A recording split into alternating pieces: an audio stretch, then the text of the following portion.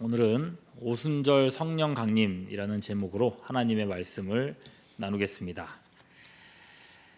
제가 어릴 때만 해도요, 오늘 읽은 이 오순절 성령 강림에 대한 이 본문 설교를 참 많이 들었었습니다.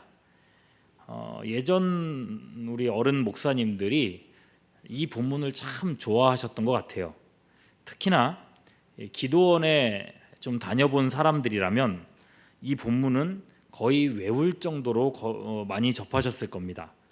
저도 기도원파였어 가지고 이 말씀을 읽을 때마다 참 많은 도전을 받았습니다. 그리고 이 말씀을 붙들고 목이 터져라 부르짖었던 시간이 얼마나 많았는지 모릅니다. 당시 설교하셨던 분들의 일반적인 레파토리를 보면 주로 이렇습니다. 성령이 임하시면 권능을 받는다고 했잖아요. 120 제자들이 드디어 성령을 받았습니다.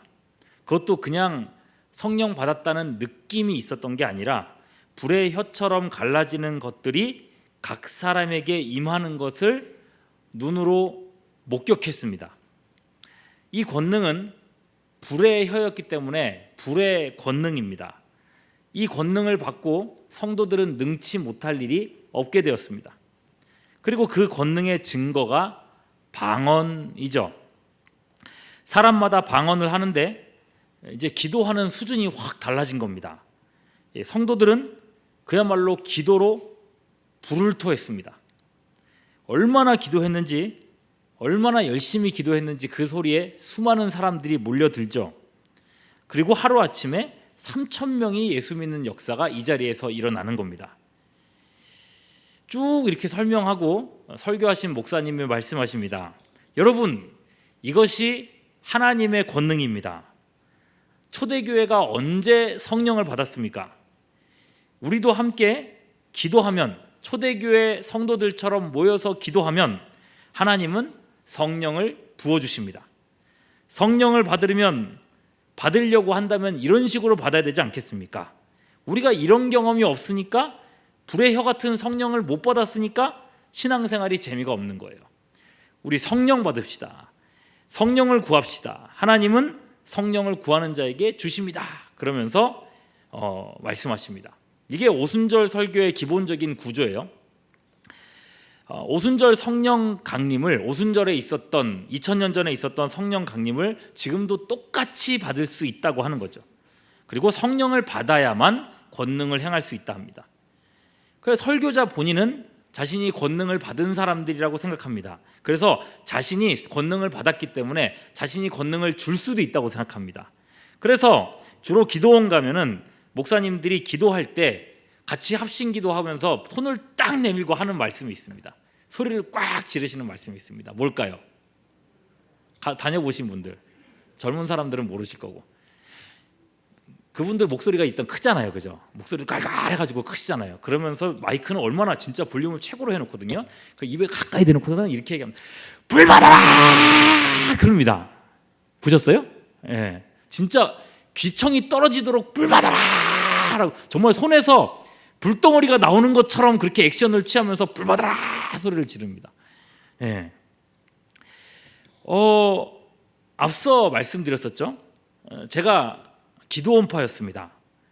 학생 때부터 중학교 3학년, 고등학교 때까지 학생 때부터 새벽 기도와 수요 예배와 금요 기도회를 거의 빠진 적이 없습니다. 특히나 금요 기도회는 저녁에 한 8시쯤 시작하면 새벽 1시까지 정말 목이 터져라 기도를 했고요. 기도회가 끝난 후에도 이 교회 이 앞자리에 눕고 앉으면서 거의 밤새워서 기도하는 시간들이 참 많았습니다. 여기서 더 중요한 거는요, 제가 목요일이 되면은 꼭 기도원을 갔었거든요. 기도원을 갔었는데 마산에 있는 되게 유명한 기도원이었는데, 거기에 가면은 집회를 합니다.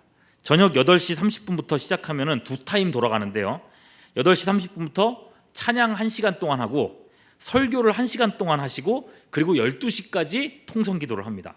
예, 막 불을 치면서 기도를 해요.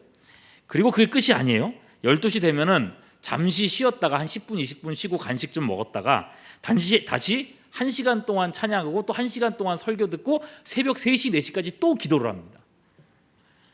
얼마나 뜨겁게 기도했는지 모릅니다. 지치지도 않아요. 그때는 기도하면 더 힘이 더 많이 났던 것 같아요. 그 안에 있는 제가 얼마나 열정이 있었냐면요, 그 안에 수백 명의 사람들이 함께 기도를 하는데 제 목소리가 제일 크게 들리게 하려고 정말 주야 할 때 진짜 온 힘을 다해가지고 부르짖었던 기억이 납니다. 그때 목이 막 튀었었는데 지금은 좀 그 생활을 정말 수년 동안 했습니다. 수년 동안. 여러분, 그 많은 기도 생활 속에서, 그 기도의 시간 속에서 제 첫 번째 기도 제목이 뭐였냐면요, 성령의 불이었습니다. 항상 목사님들이 오순절 성령의 불을 얘기하셨기 때문에 저는 그걸 사모했습니다. 그걸 받고 싶었습니다. 초대교회에 내렸던 그 불을 나한테도 좀 달라고 얼마나 기도했는지 모릅니다. 이 기도 제목에서 기도할 때 제일 많이 나왔던 멘트가 불이에요. 불 이랬었어요. 제가 원한 건요, 기도했더니 마음이 편해지더라, 기도했더니 기분이 좋아지더라, 기도했더니 용기가 나더라, 뭐 힘이 생기더라, 이런 체험 같은 게 아니었습니다. 이런 어설픈 것들이 아니었어요. 진짜 불덩어리를 달라고 기도했어요. 진짜 불덩어리가 머리 위에 떨어지는 걸 보고 싶었어요. 그걸 체험하고 싶었어요. 그래서요, 제가 지금은 되게 성령 안에서 되게 유해졌는데 그땐 성격이 좀 그랬나 봐요. 이게 아니면 안 되는 거예요. 그러다 보니 여러분, 지금은 제가 이렇게 불 받아라 하는 얘기를 내가 편하게 하지만은 그땐 그게 보통 그게 아니었어요. 목사님들이 앞에서 강단에서 불 받아라 하시면요, 저는 진짜 제일 막 일어서 가지고 손을 들고 아멘 했었어요. 정말 손을 부들부들 떨면서 아멘을 했었어요. 제발 불 달라고. 그 마음이 그때를 생각하면은 야, 내 인생에 그렇게 열정이 있을 때가 있었나 싶을 정도예요. 근데 여러분, 그거 아십니까? 초대교회 성도들은요, 예수님께서 승천하시고 단 일주일 만에 그 불덩어리를 받았다는 겁니다. 근데 저는요, 틀림없이 그분들보다 기도를 짧게 하지 않았어요. 훨씬 더 길게 했어요. 그리고 열정이 부족한 것도 아니었어요. 정말 거기에서 치는 북소리, 드럼 소리보다 크게 제가 소리를 질렀으니까 열정이 부족하지 않았다고 생각해요. 그리고 정말 순수한 마음이었어요. 이 성령 받아가지고 내가 뭐 해보겠다는 생각이 없었어요. 정말 성령 받고 싶었어요. 그런데도 여러분, 일주일치 기도했던 그분들보다 제가 못한 게 없는 것 같은데 저는 결국 이 불덩어리를 경험한 적이 없어요. 그렇게 치면 여러분, 하나님 너무 하시는 거 아닌가 생각이 드는 거예요. 누구는 일주일만 기도해도 성령 받고, 누구는 그렇게 기도해도 못 받고. 놀라운 건요, 저만 그런 게 아니더라고요. 기도원에 수백 명 사람들이 함께 그렇게 기도를 했는데, 그렇게 오랫동안 같이 기도한 동지들이 있는데 실제로 그런 불을 받은 사람이 없었습니다. 물론 개인적으로 이렇게 신비 체험을 하신 분들이야 있었지만은, 근데 그거는 뭐 개인적인 일이고요. 검증할 수 있는 것도 아니기도 하고, 초대교회 때처럼 그 자리에 있었던 모든 사람들이 한꺼번에 불을 받는, 그래서 정말 검증 가능한 그런 역사를 본 적이 없다는 거예요. 그죠? 뭐 어디 아프리카 선교지에, 또 남미 선교지에 뭐 불 받은 역사가 있었더라 하는 뭐 소위 카더라 통신 같은 거 있잖아요. 그런 것만 있었지 실제로 그런 걸 받은 사람을 본 적이 없었어요. 이 뭔가 잘못된 게 틀림없는 겁니다. 과연 이 오순절 성령 강림은 오늘날 우리도 받게 하려고 기록한 게 맞는가? 이런 궁금증이 드는 거예요. 한때 기도원 생활 열심히 하셨던 분들은 어떻게 생각하십니까? 짧은 시간이지만은요, 이 부분을 함께 이 말씀을 통해서 점검해 보려고 합니다. 그리고 제가 지금부터 말씀드리는 부분은 제 개인의 연구의 결과물이 아닙니다. 물론 개인적으로 연구를 했어요. 그러나 이 결과물은 제 개인 것이 아니라 우리 개혁주의 교단이 견지하는 공식적인 교리를 토대로 합니다. 결론부터 말씀드리자면, 여러분, 오순절 성령 강림 불덩어리는 역사에서 반복되는 모델이 아닙니다. 단회적인 사건입니다. 다시는 똑같은 일이 일어나지 않습니다. 예수님의 탄생, 죽으심, 부활, 승천, 여러분 이 사건들이 반복됩니까? 안 됩니까? 안 되잖아요. 그죠? 오순절 성령 강림도 같은 맥락에 있는 겁니다. 성령 강림은 승천 다음에 나오는 구속사역의 연장이고 또한 완성입니다. 여러분 생각해 보십시오. 구속사역은요, 삼위 하나님 모두의 사역입니다. 우리를 구원하시기 위한 하나님의 사역, 일이죠. 동시에 삼위가 각각 고유의 역할을 감당하십니다. 먼저 성부 하나님은 아들을 예비하사 세상에 보내주셨죠. 그리고 성자 예수님은 십자가로 죄사하시고 부활하사 죽음을 이기셨습니다. 그리고 이제 성령 하나님, 이 부분이 중요해요. 성령 하나님은 예수님께서 2000년 전에 이뤄 놓으신 이 죄사함의 은총을 성도 개개인에게 적용하는 일을 하십니다. 이걸 성경에서는요, 도장 찍는다, 인친다라고 얘기해요. 인친다. 다른 말로는 성령 세례라고 해요. 성령 세례. 성령께서 예수님의 구원을 오늘날 우리들에게, 개개인들에게 적용시켜 주는 거예요. 그래서 실제로 구원을 받게 만들어 주시는 그 역할을 성령이 하시는 거예요. 그래서 여러분, 성령이 아니면 예수님이 이루어 놓으신 구원이 우리와 아무 상관이 없게 되는 겁니다. 성령이 계시기 때문에 우리가 구원을 받는 거예요. 오순절 성령 강림은요, 구원 사역의 완성을 선언하는 선언의 사건이에요. 성령 강림은 구원의 새 시대가 열렸다는 선언이라는 겁니다. 선언이라고 하는 건요, 열렸습니다, 땅 하고 한 번 말하면, 한 번 선포하면 끝입니다. 그걸로 족합니다. 그러니까 우리는 사도행전 2장의 이 선언을 보면서 동일하신 성령님이 지난 2000년이 지난 오늘날에도 우리와 함께 계심을 확신할 수 있게 되는 겁니다. 또 받고 또 받는 게 아니라 그때의 성령이 지금도 우리와 함께 계시다고 우리가 믿는 거죠. 그걸 이제 오늘 말씀을 통해서 살펴봅니다. 세 가지로 살펴보겠습니다. 자, 성령 강림이 단회성이라고 말하는 이유, 한 번밖에 없다고 말하는 이유, 그 첫 번째는요, 성령 받은 사람의 숫자를 보면 알 수 있습니다. 자, 지난번 설교 때 다뤘죠? 오늘 본문 바로 앞에서는요, 자살에 죽은 가룟 유다를 대신해서 누구를 뽑았어요? 성경 바로 앞에 구절 보면 딱 나옵니다. 네, 누구를 뽑았을까요? 마띠아를 뽑았습니다. 예수님 승천하시기 이전에 성령을 주겠다라고 예고하셨어요. 그리고 오늘 본문에서 성령님을 드디어 받았어요. 근데 그 사이에, 성령을 주겠다고 하는 약속과 성령 받는 그 사이에 새로운 사도를 뽑는 일이 있었습니다. 굳이 12명 숫자를 맞춰놓고 시작을 했다는 겁니다. 거기에 더해서요, 이곳에 모인 사람들의 숫자가 몇 명이라고 했어요? 사도행전 1장 15절 몇 명입니까? 모인 무리의 수가 120명. 여러분 4절에 보시면은 그들에게, 오늘 본문 4절에 보시면 그들에게 성령이 임하셨는데 120명 중에서 한 명도 빠짐없이 다 성령의 충만함을 받았다고 했습니다. 여기서 강조는 다예요. 헬라어로 판타. 한 사람이라도 여기에서 성령 못 받은 사람이 있으면 120명이라는 숫자를 못 맞춥니다. 12명의 사도들과 120명의 성령 받은 제자들, 의도적으로 숫자를 맞춰놓은 거예요. 그럼 이 정도면 거의 대놓고 힌트를 준 거죠.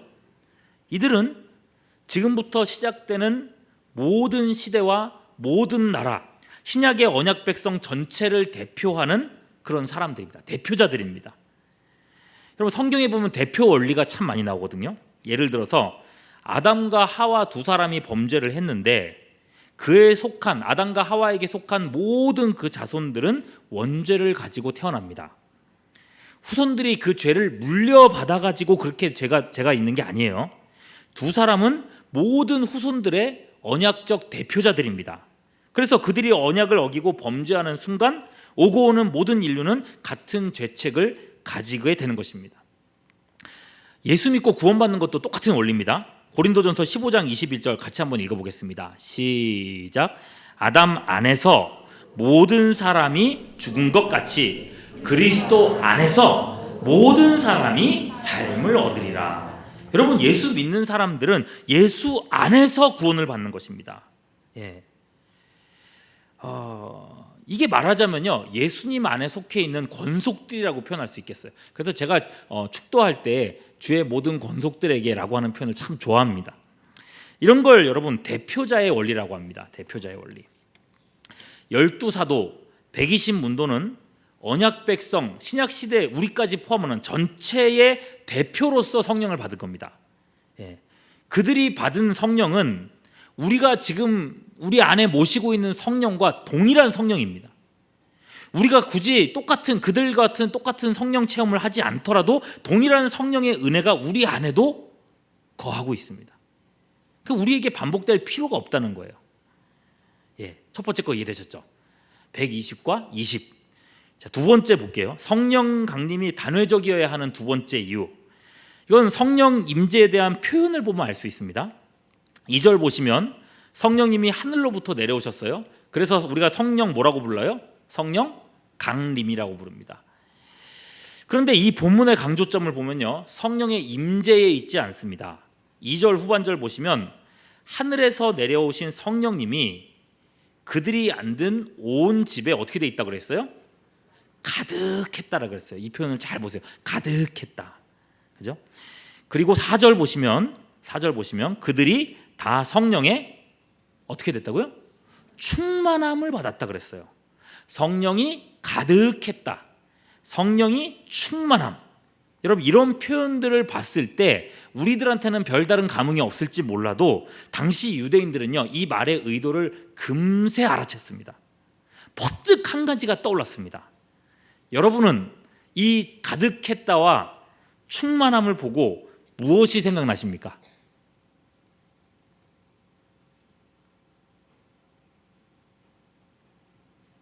예, 성전과 성막입니다.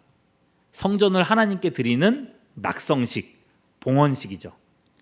과거에 광야 이스라엘 백성들이 성막을 짓고 성막 봉헌식을 할 때 이런 기록이 있습니다. 출애굽기 40장 34절 같이 읽습니다. 시작. 구름이 회막에 덮이고 여호와의 영광이 성막에 충만하매. 영광이 충만했다 그러죠. 자, 훗날에 솔로몬이 성전을 짓고 하나님께 낙성식을 했을 때도 똑같은 표현이 나옵니다. 역대하 5장 13절 14절 말씀입니다. 같이 볼게요. 시작. 나팔 부는 자와 노래하는 자들이 일제히 소리를 내어 여호와를 찬송하며 감사하는데, 나팔 불고 재금치고 모든 악기를 울리며 소리를 높여 여호와를 찬송하여 이르되 선하시도다, 그의 자비하심이 영원히 있도다 하매, 그때에 여호와의 전에 구름이 가득한지라. 14절. 제사장들이 그 구름으로 말미암아 능히 서서 섬기지 못하였으니 이는 여호와의 영광이 하나님의 전에 가득함이더라. 역대하 7장 1절 2절입니다. 계속 봅니다. 시작. 솔로몬이 기도를 마침에 불이 하늘에서부터 내려와서 그 번제물과 제물들을 사르고 여호와의 영광이 그 성전에 가득하니, 여호와의 영광이 여호와의 전에 가득함으로 제사장들이 여호와의 전으로 능히 들어가지 못하여. 여러분, 솔로몬 낙성식에도 가득했다, 충만했다는 표현을 강조하고 있습니다. 그리고 오순절 성령 강림도 마찬가지라는 거예요. 유대인들이 이 글을 봤을 때 금방 이걸 캐치를 할 수 있었다는 거죠. 성령이 온 집에 가득했다, 다 성령의 충만함을 받았다. 이 말은 성막과 성전과 관련되어 있는 말이에요. 성전과 성막에 하나님의 구름이 충만하게 임했던 이 사건은 성전 낙성식과 봉헌식, 그러니까 초반에 있었던 일들이에요. 이 일이 반복해서 일어나지 않았습니다. 이 충만함은 이 성전이 하나님의 집이 되었다고 하는 일종의 선언이었던 겁니다. 더 이상 구름이 덮이지 않는다고 해서, 더 이상 불이 임하지 않는다고 해서 하나님의 집이 취소되지 않는다는 거예요. 그럼 마찬가지입니다. 성령의 새 시대는 어떤 시대인가? 건물로서의 성전 시대는 끝이 났습니다. 2절에서 보는 것처럼 성도들이 모인 그 온 집이 성령으로 가득했습니다. 성도가 모인 그 자리가 하나님의 집이라는 겁니다. 우리가 모여있는 이 자리가 하나님의 집이라는 거예요. 여러분, 교회의 본질이 이거지 않습니까? 에클레시아, 부르심을 받은 사람들의 모임, 그 안에 성령이 임하시고 그것이 하나님의 성전이 되는 것. 4절에서 보는 것처럼 성도 각 사람이 성령의 충만함을 받습니다. 성도 개인의 심령이 성령의 전이 되었습니다. 그래서 고린도전서 3장 16절 이렇게 말씀하죠. 같이 봅니다. 시작. 너희가 하나님의 성전인 것과 하나님의 성령이 너희 안에 거하는 것을 알지 못하느냐. 여러분, 우리가 또다시 성령의 불덩어리 안 받아도 됩니다. 우리는 초대교회와 동일한 성령의 전으로서 지금 우리는 하나님을 예배하고 있는 겁니다. 자, 성령 임재가 단회성인 세 번째 이유는요, 방언입니다. 뭐라고요? 방언. 말씀을 읽으셔서 아시겠지만 이들의 방언은 어디서 듣도 보도 못한 어디 하늘의 언어가 아니었습니다. 신비한 언어가 아니었어요. 샬라샬라 말랄라 뭐 멍멍멍 이런 게 아니었어요. 120문도가 방언을 말하기 시작하는데 5절 보시면 천하 각국에서부터 온 유대인의 큰 무리가 그들을 보면서 신기해했습니다. 왜 신기해했습니까? 못 알아듣는 이상한 소리를 해서 신기했습니까? 아니죠. 뭐예요? 천하 각국 출신 사람들이 자기가 살던 나라의 언어로 말하는 것을 들었기 때문입니다. 실제로 여러분, 방언이라는 말의 뜻을 생각해 보세요. 이상한 언어를 방언이라고 하지 않습니다. 각 지방의 고유 언어를 말하죠. 경기도 방언, 경상도 방언 이렇게 말할 때 쓰는 말입니다. 똑같은 표현이에요. 생각해 보십시오. 여러분, 어디 유럽의 먼 지역에서 내가 여행을 가고 있는데 여기는 한국 사람이 정말 하나도 없을 것 같은 곳에 있었는데 거기에서 한국 방언을 하는 사람을 만났다고 생각해 보십시오. 어떤 기분이 들겠습니까? 신기할까요? 반가울까요? 너무 반갑겠죠, 그죠? 지금 이곳에 있는 사람들은요, 보세요, 생각해 보세요. 자기 출신의, 자기가 살던 지역의 언어를 여기서 듣고 있는 겁니다. 그러면 반갑다 이런 생각이 들어야 될 거 아니에요? 그런데 뭐라고 얘기했습니까? 신기하게 여겼답니다. 왜 신기했을까요? 7절 말씀 보십시오. 이는 다 어떤 사람들? 어떤 사람들이라 그래요? 갈릴리 사람이 아니냐. 베드로하고 같은 지역이죠. 갈릴리 사람들, 어부 출신들 많고 무지한 사람들이 많은 지역입니다. 이 사람들이 도대체 어디서 외국어를 배웠냐는 거예요. 무식한 줄 알았던 사람들이 여러 나라의 말을 하고 있으니 신기하죠. 그리고 그것보다 더 놀라운 건 뭡니까? 11절. 언어는 다 달랐는데 그들이 어떤 말을 하고 있어요? 같은 내용을 말하고 있습니다. 하나님의 큰일 말하는 것을 들은 겁니다. 이게 무슨 의미일까요? 본래 인류는요, 하나의 언어를 사용했습니다. 바벨탑에서 언어가 갈라지고 거기서 민족들이 나눠지지 않습니까? 이게 하나님의 심판이었어요. 이제 성령이 임한 이 자리에서 천하 만민의 언어로 하나님의 큰 일이 선포되고 있습니다. 여러분, 이 사건은 천하에 나눠진 모든 민족, 모든 사람들에게 구원이 임했다고 하는 선언입니다. 옛날 아브라함한테 하나님께 말씀하셨잖아요. 창세기 22장 18절. 또 내 씨로 말미암아 누가요? 천하 만민이 복을 받으리니. 이 말씀이 성취되는 사건인 겁니다. 바벨탑 사건이 한 번으로 끝났던 것처럼 성령 강림 사건도 방언 사건도, 이때의 방언 사건도 이래로 족한 것입니다. 자, 이렇듯이 말씀을 조금만 주의 깊게 살펴봐도 오순절 성령 강림이 오늘날에 반복될 수 없는 거라는 걸 알 수 있습니다. 그러니까 여러분, 제가 그렇게 기도를 해도 불덩어리가 안 떨어졌던 거죠. 안 떨어질 걸 구했으니 안 떨어진 거죠, 그죠? 무엇보다 여러분, 설령 우리가 지금 이게 기도하고 있는데 그때처럼 우리한테 똑같은 불덩어리가 떨어진다고 생각해 보십시다. 그렇다고 해서 이 사건이 어떤 특별한 역사를 만들어낼까요? 그렇지 않습니다, 여러분. 오늘 말씀만 해도 보세요. 초대교회 성도들이 불받았습니다. 방언이 터졌습니다. 그래서 수많은 사람들이 구경하러 몰려들었습니다. 사람들 끌어모으는 효과는 있는 것 같아요. 그 방언하면요. 그런데 잘 보십시오.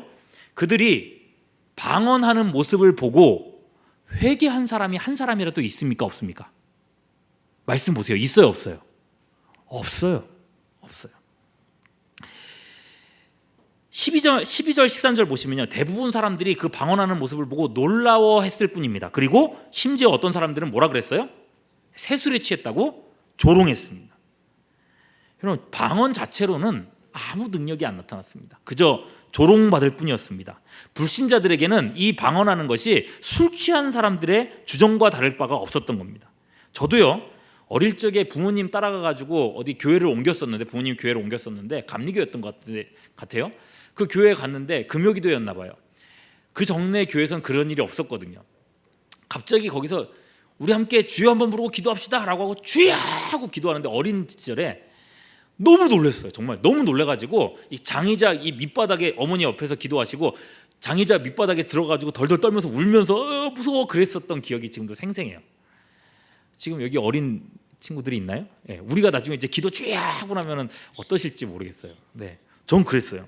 이 사람들은 어떤 사람들인가, 미친 사람들인가 그런 생각을 했었던 기억이 나요. 여러분, 이 많은 사람들이 언제 회개했습니까? 방언 때문에 회개했습니까? 아니잖아요. 예, 그 다음에 이제 이어지는 말씀, 베드로의 설교를 듣고서야 3,000명이 회개하는 역사가 일어났습니다. 중요한 건요, 하나님의 말씀이지 방언이나 이런저런 신비 체험이 아닙니다. 불덩어리가 아니에요. 여러분, 정리하겠습니다. 여러분은 굳이 오순절과 같은 성령 역사에 매달리실 필요가 없습니다. 이 역사는 더 이상 안 일어나는 사건입니다. 그러나 여러분, 실망하지 마십시오. 오순절에 임하신 이 성령님은 오늘날 우리에게 조금도 감하여지지 않고 동일하게 역사하고 계십니다. 우리는 이미 이 효력을 누리고 있습니다. 우리는 이미 하나님의 성전입니다. 불의 혀나 바람이 없을지라도 하나님의 영광은 지금 이곳에 가득합니다. 120문도에게 임하신 성령님은 우리 안에도 동일하게 역사하고 계십니다. 그리스도의 복음은 오늘날 한국 방언으로 전파되어 있고 지금도 필리핀 다바오에서 시부아노라고 하는 방언으로 전파되고 있습니다. 그런 의미에서요, 지금도 여전히 성령님의 시대입니다. 오순절주의자가 성령을 달라고 기도하는 거 엄청 간절하게 기도하잖아요. 옛날에 제가 그렇게 기도했던 것처럼. 그러나 여러분, 이미 우리 안에 계신 성령님과 함께, 그 성령님과 함께 기도하는 힘은 더욱더 강력하다는 사실을 믿으시기를 바랍니다. 오순절파가 더 열정이 많다고 부러워할 거 없습니다. 우리가 마음만 먹으면 우리 안에 내주해 계시는 성령님은 더 강력한 능력으로 우리에게 함께 하시는 줄 믿습니다. 여러분, 오늘 기도하러 나오셨지 않습니까? 우리에게는 이미 기도의 원천이신 성령님이 함께 하고 계십니다. 성령 안에서 강력하게 기도하시고 기도하는 대로 살아가며 사도행전보다 더 큰 역사에 동참하는 우리 모두가 될 수 있기를 주님의 이름으로 축원합니다. 기도하겠습니다. 오순절에 임하셨던 성령님,